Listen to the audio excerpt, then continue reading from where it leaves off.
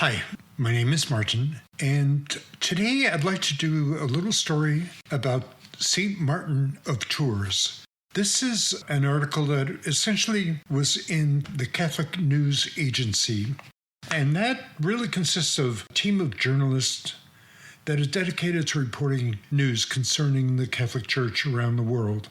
This article actually was written about 13 years ago. It's about St. Martin, who was known really as a soldier saint, so it's a little bit different than a lot of other saints and how they got to be where they were. In essence, on November 11th, the Catholic Church honors St. Martin of Tours, who left his post in the Roman army to become a soldier of Christ. Martin was born around the year 316 in modern-day Hungary. His family left that region for Italy when his father, a military official of the Roman Empire, was transferred there. Martin's parents were pagans, but he felt an attraction to the Catholic faith, which had become legal throughout the Roman Empire in 313, largely due to Emperor Constantine. He received religious instruction at the age of 10 and even considered becoming a hermit in the desert a little bit later. Circumstances, however, forced him to join the Roman army at age 15, when he had not even received baptism. Martin strove to live a humble and upright life in the military, giving away much of his pay to the poor. His generosity led to a life-changing incident when he encountered a man freezing without warm clothing near a gate at the city of Amiens in Gaul. Martin broke his own coat into two halves with his sword, giving one half to the freezing beggar. That night, the unbaptized soldiers saw Christ in a dream, wearing the half cloak he had given to the poor man. Jesus declared, "Martin, a catechumen, has clothed me with this garment." Martin knew that the time for him to join the church had arrived. After his baptism, he remained in the army for 2 years, but desired to give his life to God more fully than the profession would allow.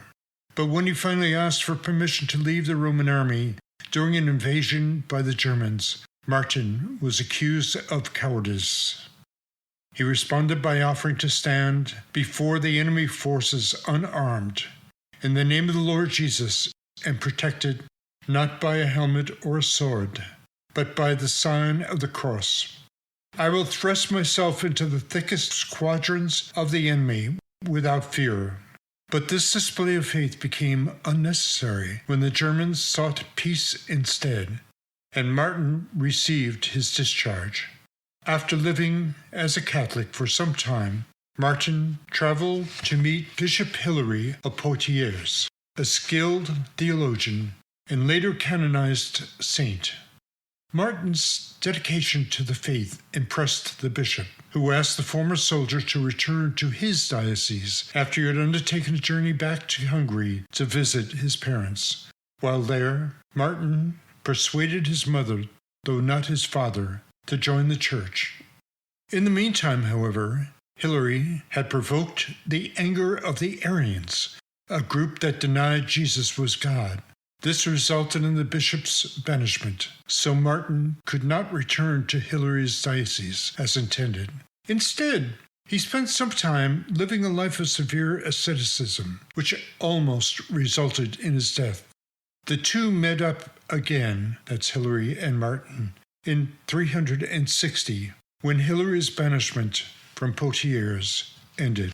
After their reunion, Hilary granted Martin a piece of land to build what may have been the first monastery in the region of Gaul.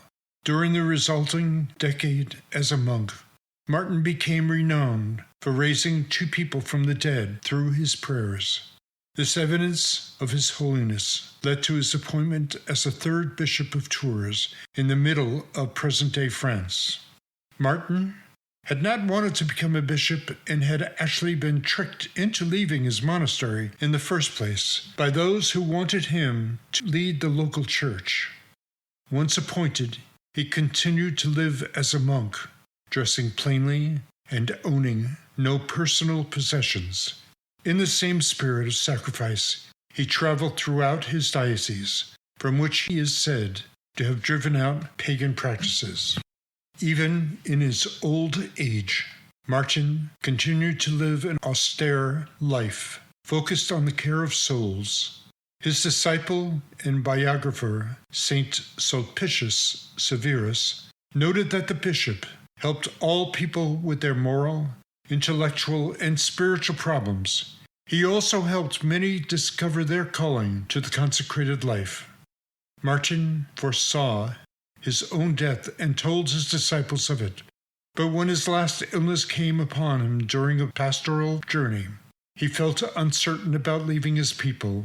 Lord, if I am still necessary to thy people, I refuse no labor. Thy holy will be done, he prayed. He developed a fever but did not sleep, passing his last several nights in the presence of God in prayer. Allow me, my brethren, to look rather toward heaven than upon the earth, that my soul may be directed to take its flight to the Lord, to whom it is going, he told his followers. Shortly before he died in November 397 at the age of 81, Saint Martin of Tours has historically been among the most beloved saints in the history of Europe. In a 2007 Angelus address, Pope Benedict XVI expressed his hope that all Christians may be like Saint Martin, generous witnesses of the gospel, of love, and tireless builders of jointly responsible sharing. So I want to thank you for taking the time on this interesting saint and a little bit different story. But I thank you and farewell until the next time.